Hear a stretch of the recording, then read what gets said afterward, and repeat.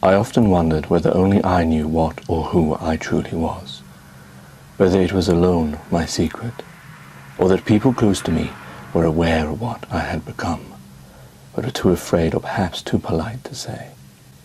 I would spend my days as different people, with different sets of friends, all made possible by my newfound income, my late grandmother's last will and testament.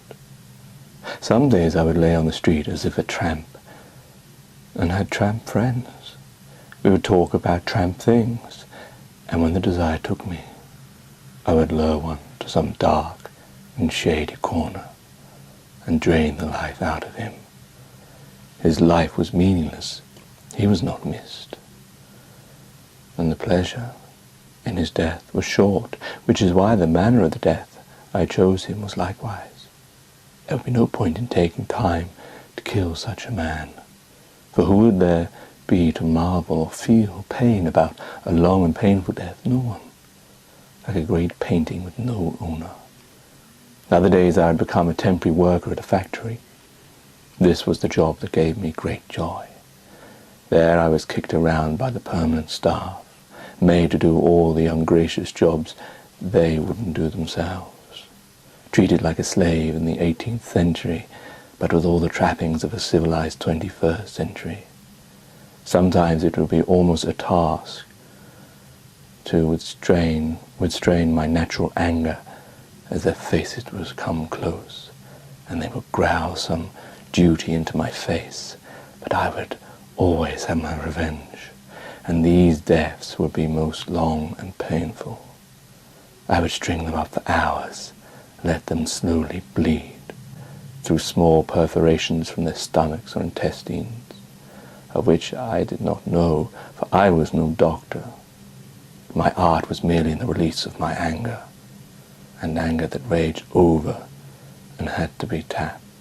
For if I was not able to kill someone, then I knew my rage would become so uncontrollable that I would end up annihilating the world. I would kill them all.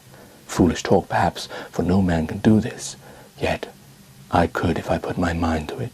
For I had money, the greatest resource for any madman to own. I already possessed enough chemical warfare to poison half a country. It would take more effort than money to gain a weapon, a nuclear one, or some more chemicals, but for now I would suffice for killing the odd person who annoyed me.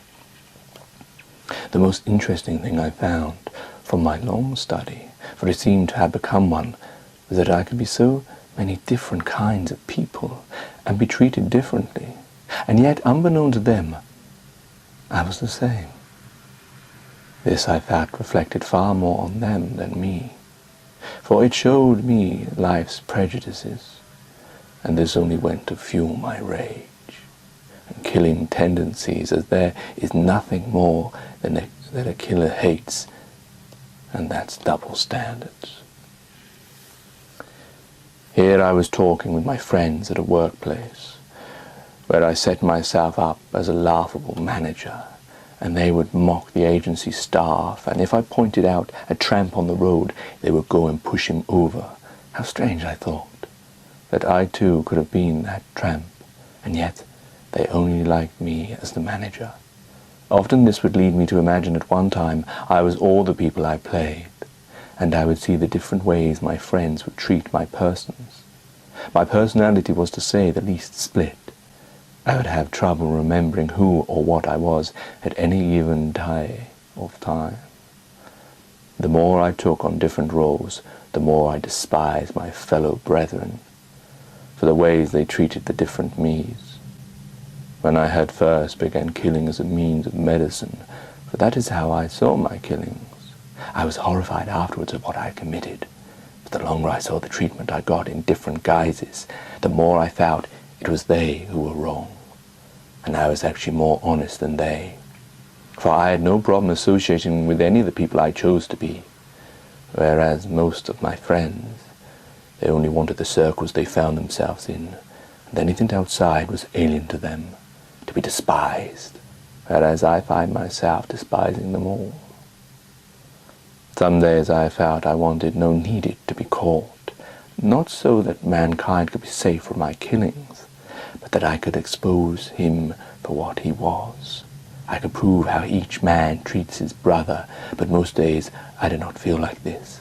Most times I felt low and vulnerable, scared almost of what I was not sure. Something that had happened to me, or perhaps of what I was. Maybe some part of me inside wanted out of me. One of my life, as it were, was a trainee pathologist. With this knowledge, the manner of death I gave my victims, as it were, was far more enlightening both to me and them. It also, in great examination of the bodies, made me marvel at the complexity of the working human body, how small a vessel, but how much sea to swim in. I often saw my life like that of a fictional time traveller, for I was able to see outside time's normal constraint, but I could witness things from angles the normal person could not. For each person chose to be one, I chose to be many. Sometimes I do question whether it was this choice that led me to kill people, or whether this was merely a means to an end. I must say, though, my pathology training gave me extra joy. Sometimes I would be asked to get the stiff, as they called them. Unbeknown to them, I would go into the hospital ward nearby, sedate a patient at the very moment before death, and let the teacher and his students cut into a living patient. I would often just stand and watch, for I had many a time done this. My students had not, and I always made sure I only gave enough sedation so the corpse, as it would become, would be conscious, but paralyzed. So he too would experience the marvels of pathology. Strictly speaking, I guess those lessons weren't pathology, as he was still alive. He was part of my lesson of killing. Sometimes I wondered if the teacher knew what I was doing.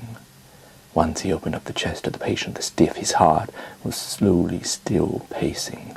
I had to quickly lean over and distract the class whilst I inserted the nail of my finger into the heart, and it burst while they looked elsewhere. It was hard for me to choose some days which life I would lead.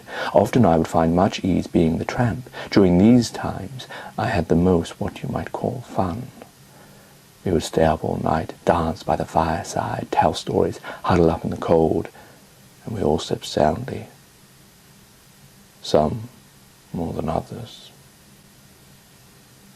Some days I would often look at my stash of poison and would be tempted to throw it in a river or lake. And you want to know what it was that stopped me? Greed. Yep. Because I too would have to drink that water. And despite me being the taker of lives, I didn't want mine taken.